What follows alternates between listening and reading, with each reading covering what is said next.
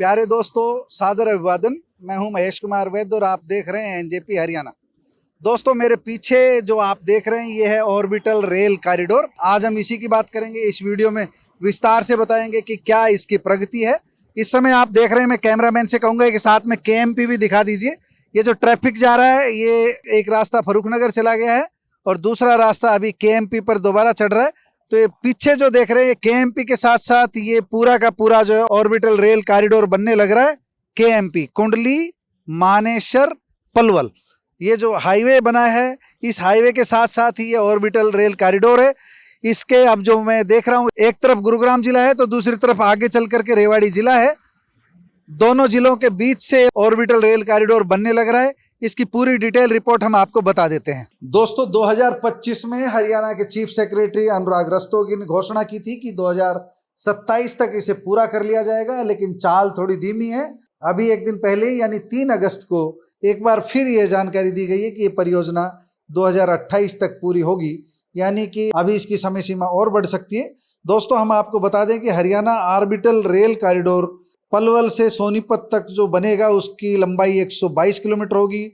Double line होगा, विद्युतीकृत rail corridor होगा और इससे इंडस्ट्रियल और लॉजिस्टिक क्षमता को नई दिशा मिलेगी। निश्चित रूप से व्यापार बढ़ेगा और दोनों तरह की रेलगाड़ियां इस पर दौड़ेगी, मालगाड़ियां भी और सवारी गाड़ियां भी।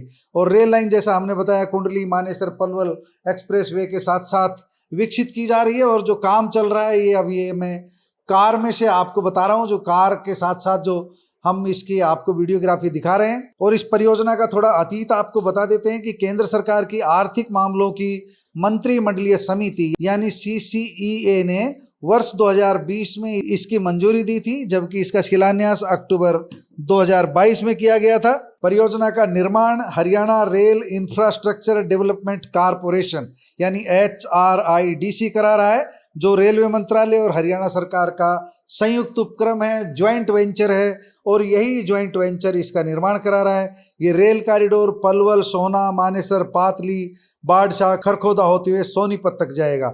इसकी सबसे बड़ी विशेषता यह है कि यह वेस्टर्न डेडिकेटेड फ्रेट कॉरिडोर यानी WDFC से भी जोड़ा जाएगा। इससे मानेसर, खरखोदा, सोहना और आसपास के औद्योगिक क्षेत्रों से माल परिवहन तेज, सस्ता और अधिक सुविधाजनक हो जाएगा। हाल ही में हरियाणा के मुख्य सचिव एवं HRIDC के चेयरमैन अनुराग रस्तोगी ने बोर्ड की बैठक में परियोजना की प्रगति की समीक्षा की थी और इसके बाद ही उन्होंने 2028 की बात कही थी। एक बड़ी बात हम यहाँ बता दें आपको कि अरावली क्षेत्र में यहाँ एक सुरंग का भी निर्माण हो रहा है और जो सुरंग का निर्माण हो रहा है वह new Austrian tunnelling method NATM से किया जा रहा है।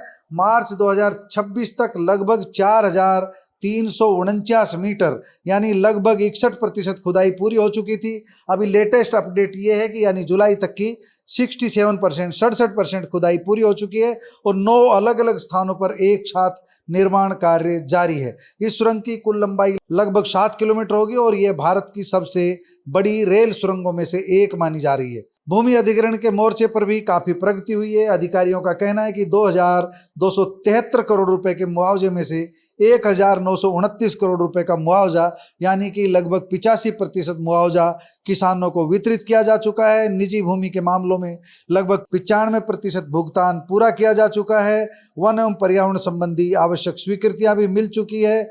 निर्माण कार्य अब तेजी से चल रहा है। आप देख भी रहे होंगे तस्वीरों में, निर्माण कार्य वाकई तेजी से चल रहा है। और एक छोटी सी जो प्रोग्रेस हुई है वो काफ़ी पहले हो चुकी है, वो हम आपको बता दें।